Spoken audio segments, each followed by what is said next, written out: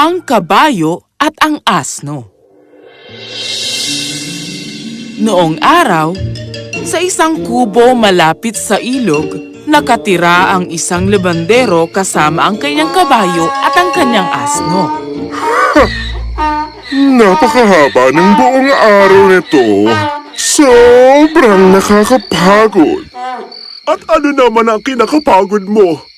Ako kaya nagbubuhat ng napakaraming labada. Amo lang natin ang kailangan buhatin.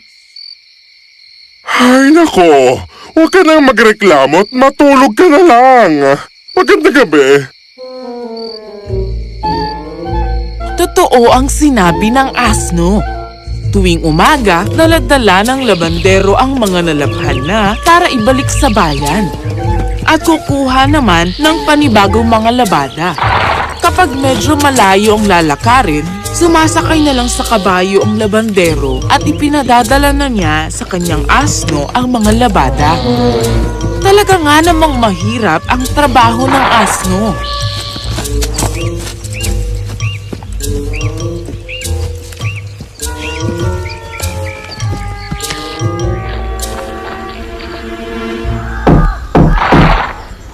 Magpapalaba po ba kayo, Ginoo? Buti dumating ka. Umuwi ang kapatid ko kasama ang asawa at mga pamangkin ko kahapon. Marami kaming labada na ipapadala sa iyo.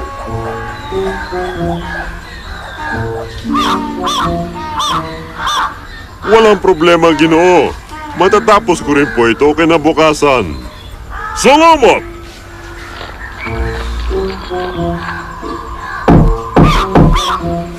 Magpapalaba po ba kayo, Ginang? Henry! Umuwi ang mga apo ko dito para magbakasyon.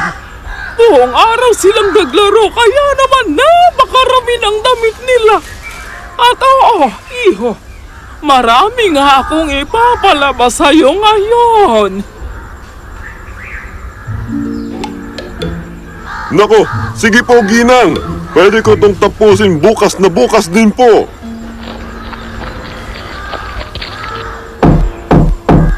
May mga labada po ba kayo, Ginang?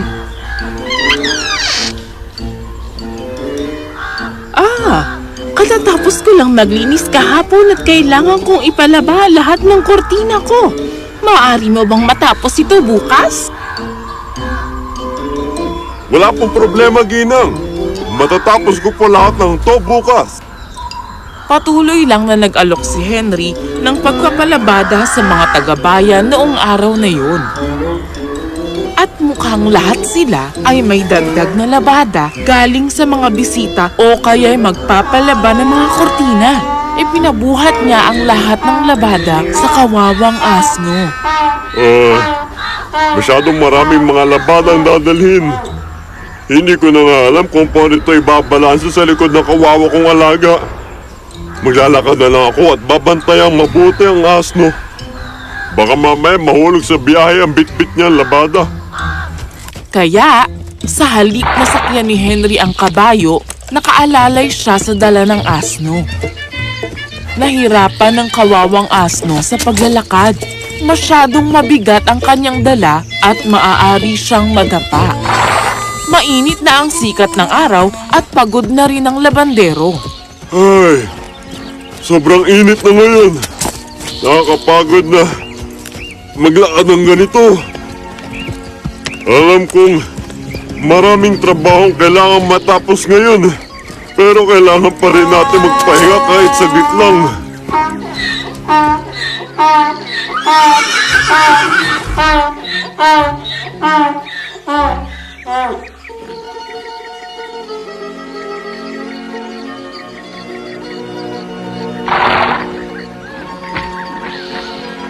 Hoy, kabayo! Ano yun? Pakiusap, mabigat ang dala ko ngayon.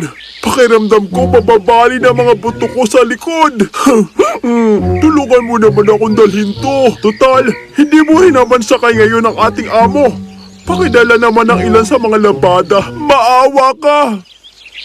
Ay nako, ayoko nga. Ang trabaho ko lang ay pasakayin ang ating amo. Ang trabaho mo dalhin ang mga labada. Ganun lang kasimple.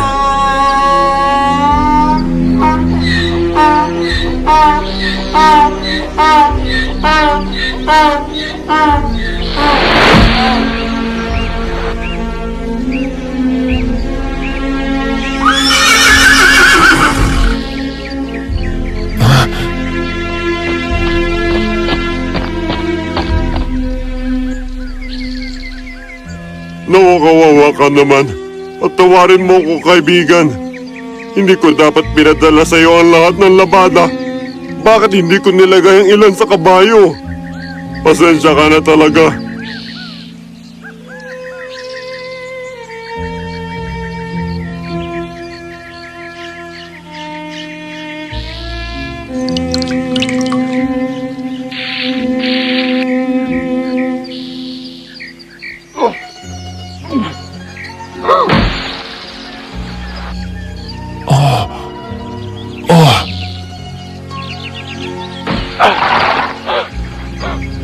Pasensya na, pero sana maintindihan mo ako. Kailangan muna natin pagpahingayin ng asno ngayon.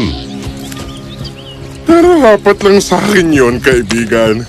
Kung hindi lang ako naging makasarili kanina, mapaghahatian sana natin ang bigat ng labada at kalahati lang sana ang dala ko ngayon.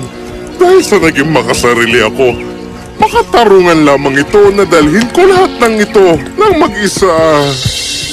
Ngayon, natutunan nyo na mahalaga na makipagtulungan sa isa't isa, tama ba? Magtulungan tayo at magkaisa. Nang sa gayon, walang sino man ang mahirapan at lahat ng trabaho matatapos ng mabilis, magaan at sa masayang paraan.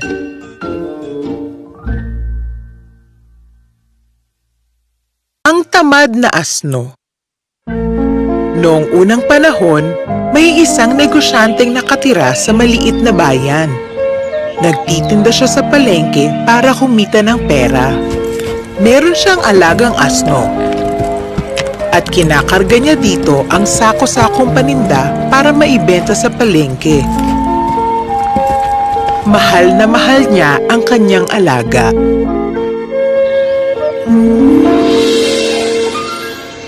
Mahalaga ang asno sa kabuhayan ng negosyante, kaya sinisiguro niyang malinis ito at malusog. Masarap lagi ang kanyang kinakain, kaya malakas ito at masigla. Nakakarating siya sa palengke, dala ang maraming sako ng paninda sa kanyang likuran. Ngunit, ubod ng tamad ang asno. Ayaw na ayaw niya magtrabaho. Gusto lamang niyang umupo magdamag, kumain at matulog. Ano ba yan? Sa palengke na naman? Sana maisipan ng amo kong, magbakasyon balang araw. Gusto ko rin magbakasyon. Kung hindi niya kailangan ng pahinga, ako kailangan ko. Hindi maintindihan ng asno na hindi maaaring tumigil sa trabaho ang negosyante. Wala siyang kikitaing pera kapag huminto siya sa pagtatrabaho. Wala siyang makakain at pati ang asno. Sari-sari ang binibenta ng negosyante araw-araw. Depende sa kailangan sa merkado. Butil, palay, gulay, rekado at maging mga prutas. Lumalakad siya araw-araw kasama ang asno. Para makarating sa palengke, tumatawid sila ng ilog. Inaalalayan niya ang alaga sa pagtawid. Isang araw, nabalitaan ng negosyante mula sa isang kaibigan na maraming bumibili ng asin sa palengke. Aha! Salamat sa iyong payo, kaibigan. Kailangan ko na magbenta ng asin sa lalong madaling panahon. Agad inayos ng negosyante ang pag-angkat ng 12 sako ng asin para ibenta. Kumuha siya ng 6 na sako at nilagay sa likod ng asno. Napagtanto niya na mabigat ang mga sako, kaya hindi makalakad ang alaga. Kawawang asno. Masyado yata mabigat ang nilagay ko sa likod mo. Sige, babawasan ko ng 1 sako Yun lang ang gagawin ko. At dahil ayaw niyang mahirapan ng asno, nagtanggal siya ng isang sako. Gayunpaman, ayaw pa ring lumakad ng kanyang alaga. Nagmamalasakit siya sa asno, ngunit alam niyang ubod ng tamad ito. Kumuha siya ng isang patpat at pinalo ang alaga.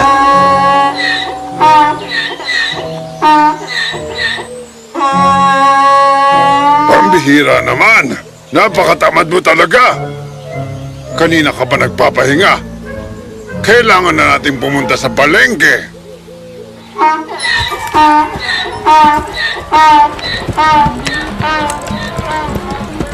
Noong araw na iyon, nabenta ng negosyante ang lahat ng mga sako ng asin sa palengke.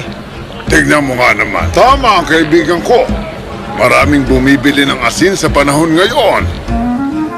Mula noon, araw-araw nang nagbenta ng asin sa palengke ang negosyante. Nag-aangkat siya ng mga sako ng asin at nilalagay sa likod ng asno.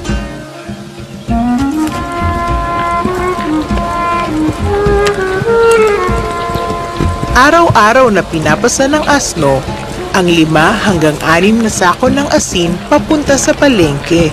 Hindi man siya natutuwa, nagiging masaya naman siya kapag pauwi na sila. Wala na kasi siyang dala pauwi dahil nabibenta ng amo niya ang lahat ng asin.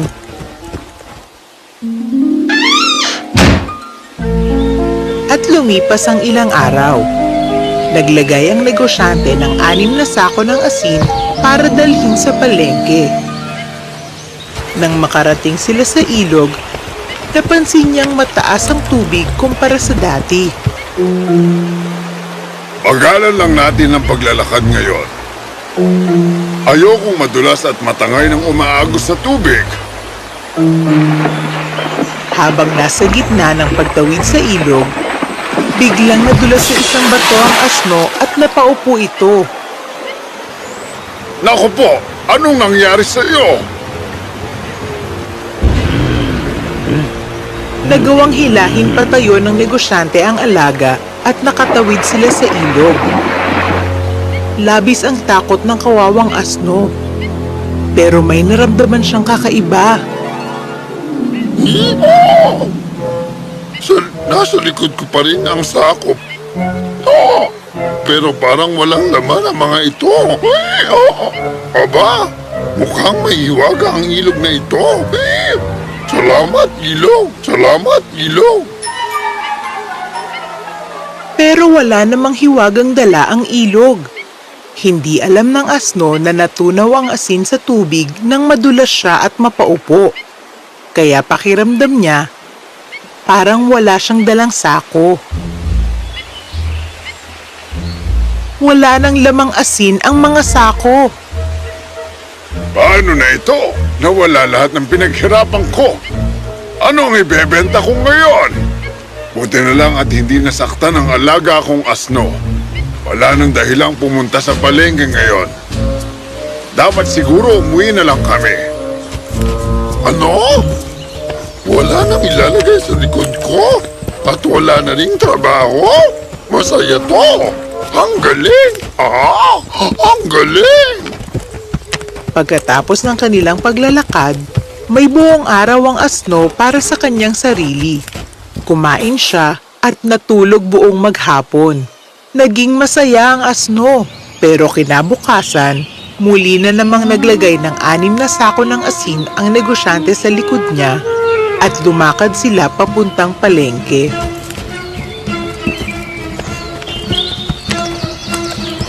Isang araw lang pala ang pahinga ko. Tapos balik trabaho na naman. Teka, pwede ko ulit maiwasan ang trabaho. Pwede kong bawasan ang laman ng dala kong sako at umuwi na lang tulad din ng kahapon. May himala ang tubig sa ilog. Siguradong tutulungan ulit ako noon. Walang kaalam-alam ang negosyante sa balak ng alaga habang naglalakad papuntang palengke. Pagdating sa ilog, nauna ang asno sa paglusong sa tubig. At bago pa siya mapigilan ng negosyante, umupo siya sa kaparehong lugar kung saan siya nahulog. Hoy! Anong ginagawa mo? Ang tamad mo talaga! Tumayo ka dyan! Pero huli na ang lahat. Natunaw muli sa tubig ang asin na nasa likod ng asno. Masaya na siya dahil wala na siyang mabigat na pinapasan. Ay! Sa wakas! Wala nang mabigat at wala nang trabaho! Ha? Ano nangyayari? Teka lang! Sinadya ba talaga niyan lumuhog para matunaw ang dala niyang asin? Hay!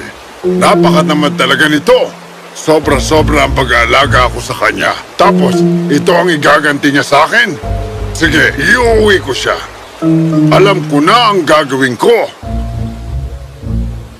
Akala ng asno na nakatakas siya sa kanyang trabaho. Pero may ibang plano ang negosyante. Kinaumagahan, naglagay ng 8 sako ng asin ang negosyante sa likod ng asno. Pero hindi ito nagreklamo. Oh, 8 sako? Pero bakit parang hindi naman mabigat? Oh, bakit pa ba ako magtatanong? Hayaan ko siyang maglagay ng maraming sako sa likod ko hanggat gusto niya. Total, di naman ako pupunta ng palengke. Magaling, di ba? Oh! Tahimik na naglakad ang negosyante at ang asno patungo sa ilog. Ah! Ang mahiwagang ilog! Habang tumatawid sa ilog, nahulog muli ang asno sa parehong lugar at napaupo sa tubig. Pero ngayon, hindi itinayo ng negosyante ang kanyang alaga. Sinubukang tumayo ng asno nang biglang Aray! Ang likod ko! Anong nangyayari? Bakit ang bigat ng nasa likod ko? Oh, bakit? matalino ang kanyang among negosyante. Alam niya ang balak ng alaga. Kaya imbis na lagyan ng asin ang mga sako, nilagyan niya ito ng bulak. Nang malubog ang asno sa tubig, nasipsip ng mga bulak ang tubig kaya bumigat ang likod nito. Akala mo maisahan mo ko? Ngayon, kailangan mong lumakad papunta sa palengke at bumalik sa bahay dala ang 8 sako. Aray! Ang likod ko! Bakit ang bigat ng nasa likod ko? Iha! Bakit? Napagtanto ng asno na walang hiwaga ang tubig sa ilog. Binuhat niya ang 8 mabigat na sako ng bulak mula sa palengke hanggang pagbalik sa bahay. At magmula noon, hindi na tinangkang magpadulas ng asno sa ilog.